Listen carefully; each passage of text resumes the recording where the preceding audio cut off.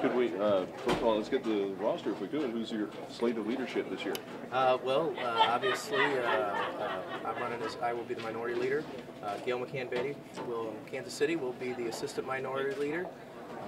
John Rizzo will be the minority whip. Steve Webb will be the caucus chairman. Chris Kelly will be the vice chair of the caucus, and Judy Morgan will be the policy director. All right. I want to ask you, first of all, just about working with this Republican majority. Sure. Obviously, not just in your chamber, but in the Senate chamber as well. How are Democrats going to stay relevant in this coming session? Sure. I think that we, first of all, that we will be relevant.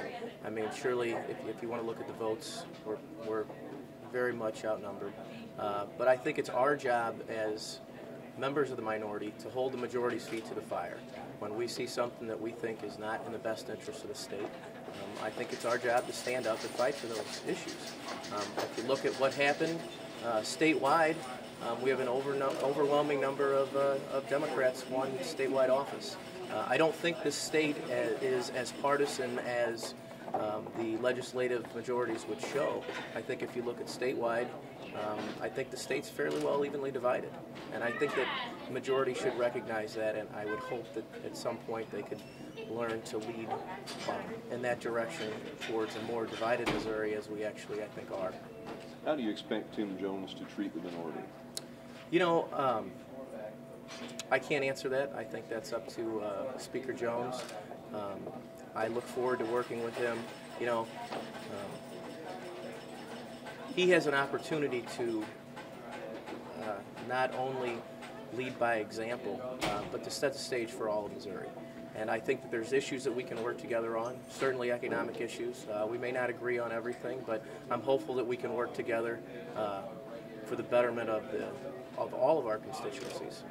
What are some of your priorities this year? Well, I think the very first thing that we've looked at, and we've already begun talking about it, is some form of meaningful ethics reform.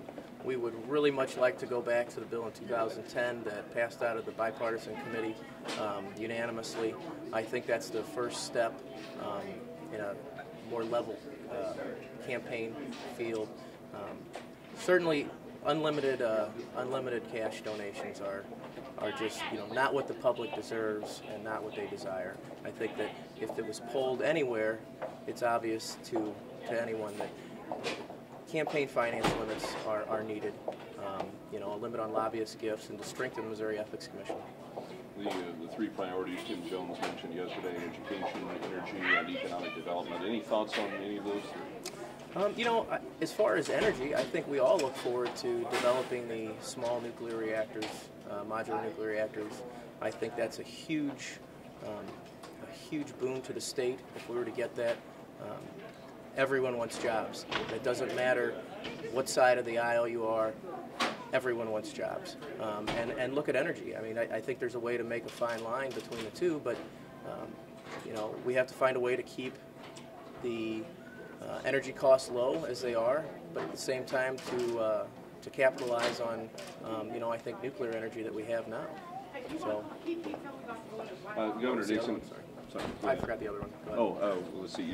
What energy and education? Yeah. Education. I think that perhaps we'll have a different view on education. You know, Missouri is ranked one of the lowest states in education funding across the country. I think that's an absolute embarrassment for our state.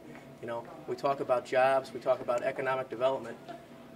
The first thing that companies look at, I think, is how your education system is funded.